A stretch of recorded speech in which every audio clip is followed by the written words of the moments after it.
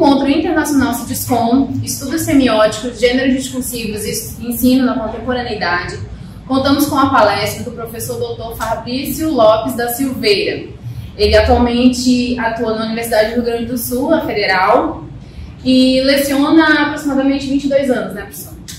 E ele veio ao nosso segundo encontro internacional aqui na Universidade do Estado do Amazonas, lançar o seu livro, falar sobre ele, falar sobre os estudos que motivaram a sua escrita, né, a sua construção.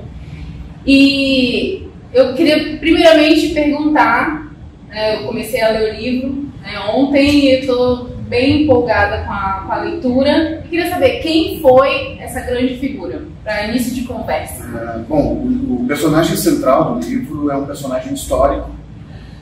É um sujeito que nasceu no final do século XIX e veio a falecer em 1916, no período entre guerras, né? E foi um personagem que trabalhou num circo, foi tido na época como o homem mais alto do mundo. Então é uma figura um pouco que para mim assim se tornou bastante atraente por uma série de questões, assim. Primeiro, por habitar viver nessa transição de século, e por habitar nesse mundo que eu poderia dizer que é um mundo pré-midiático, digamos assim. Por ser um artista de circo, por exemplo, né? Por ter ganhado naquela época muita notoriedade, por ter se convertido, então, em função da sua própria corporalidade, assim, aberrante, vamos dizer assim, uma espécie de celebridade da época, né? Uma celebridade midiática, antes de que nós tivéssemos efetivamente um sistema de mídia assim, instituído na sociedade. Então, por tudo isso, assim, ele se chama Hugo Batista, e por tudo isso, Hugo Batista me pareceu um personagem digno, assim, de construir alguma narrativa, algum trabalho, assim, textual, de dar vida, acionar, reviver o Hugo Batista, digamos, né, textualmente, e também de forma a fazer com que assim eu pudesse mexer com questões com as quais eu venho mexendo já há algum tempo, como pesquisador da área da comunicação que eu sou. Então, se tu me perguntar assim, quando começou a ser escrito o livro, é muito difícil precisar, né, essa gestação. Objetivamente, assim, eu acho que eu não sei dizer quando esse livro começou a ser escrito. Porque esses interesses que agora ganham essa forma aqui, né, esses assuntos, e o meu próprio interesse por esse personagem, isso tudo vem de longa data, eu imagino, né? Eu acho que toda a minha trajetória, eu acho que a gente não... os pesquisadores em geral, assim, acho que estão sempre um pouco revisando mais ou menos as mesmas questões, assim, que são as suas questões de motivação maior, né? Eu sempre me interessei muito, assim, por essa figura do corpo visível na cidade, na mídia, para entender esses regimes de corpos, assim, que habitam no espaço público.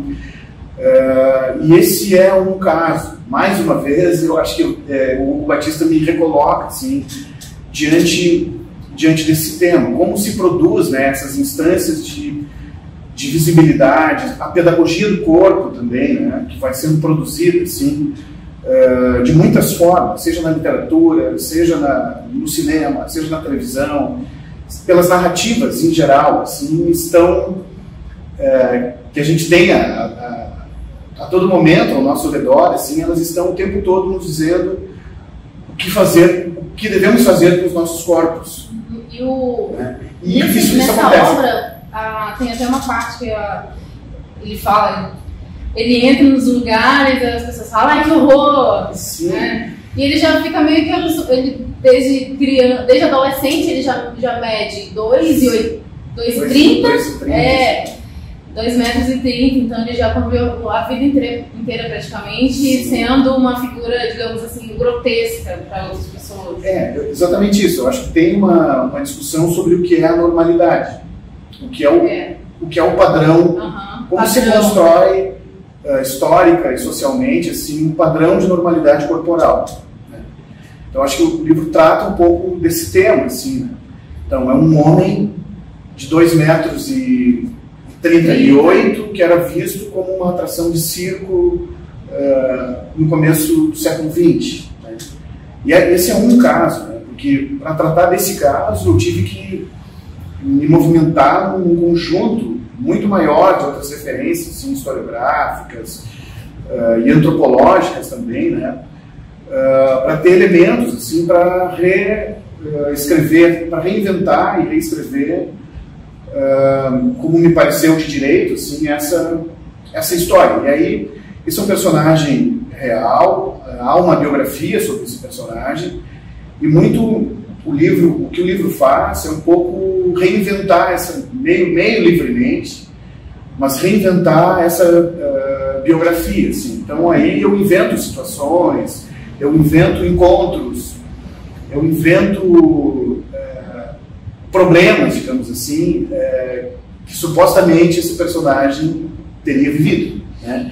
Ou que de fato tenha vivido, né? Mas que num relato biográfico, assim, talvez pudessem se perder, assim, né? E isso seria a minha próxima pergunta, esse processo seria essa transficcionalidade que o senhor trouxe para a palestra do CITESCOM? O senhor trouxe esse termo, né?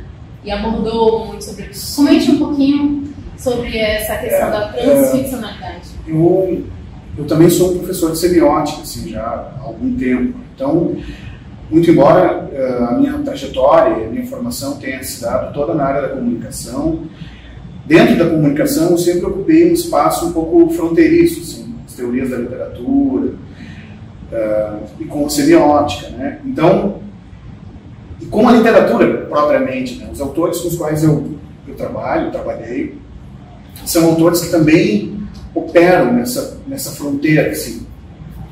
Eu citei o Walter Benjamin, o Roland Barthes, são alguns, né?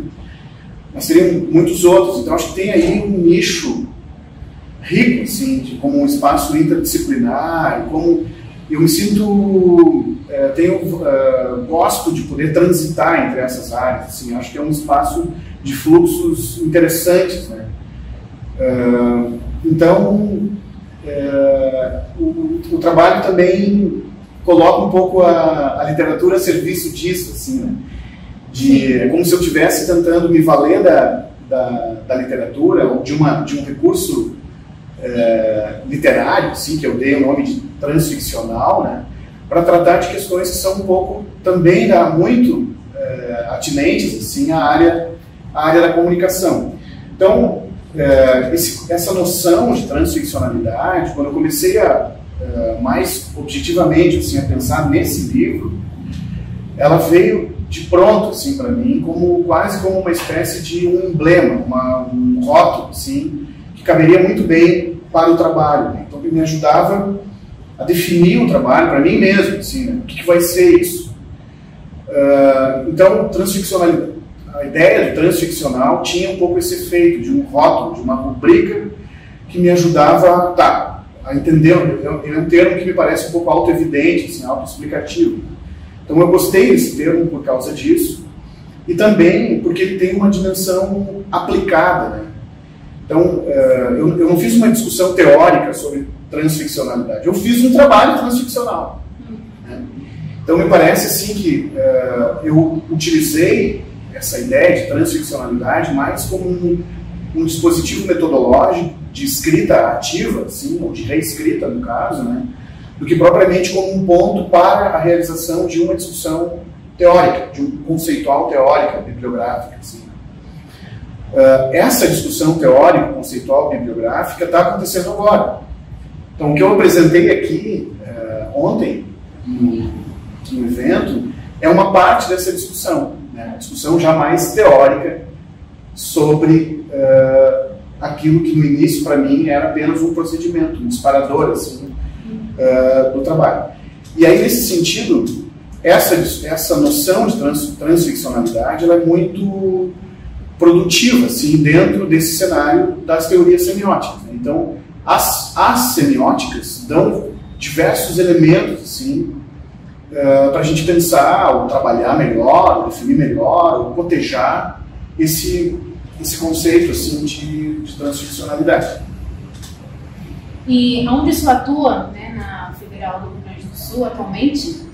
O senhor participa líder de algum grupo? Participa de algum grupo de pesquisa? O senhor posso estar indicando? Eu participo de um grupo de pesquisa, que é um grupo de semiótica crítica, e um outro grupo, uma outra universidade, chamado Processo Com, mais na área da comunicação mesmo. No momento, estou fazendo trabalho de pós-doutoramento, né, onde essas questões, assim, do transficcional, dessa arqueologia da mídia, que está no livro também, estão sendo trabalhadas também. Eu estou em outro processo de escrita nesse momento, né, mantendo um pouco essa ideia de explorar esses jogos ficcionais, assim, vou tentar trazer para o texto acadêmico, para as nossas práticas mais formais, instituídas, científicas, assim, alguns elementos do discurso literário, tentar produzir aí algum efeito, assim, algum tipo de conexão, de testar alguma coisa, assim, nesse sentido, de tornar esses discursos um pouco mais permeáveis, assim, um pouco mais, como é que eu posso dizer, que eles possam correr mais juntos, assim, justapor, então, tentar pelo menos esses dois regimes discursivos, assim, da literatura e do texto acadêmico comum, vamos dizer assim. Acho que vale a pena dizer também, eu não pude falar ontem, que durante o ano de 2017, que é o ano do grosso, assim, da escrita do trabalho, eu estou realizando uma oficina de criação literária que ocorre na PUC de Rio Grande do Sul há mais de 30 anos, que ela é coordenada pelo professor Luiz Antônio de Assis Brasil, que é um escritor conhecido, assim.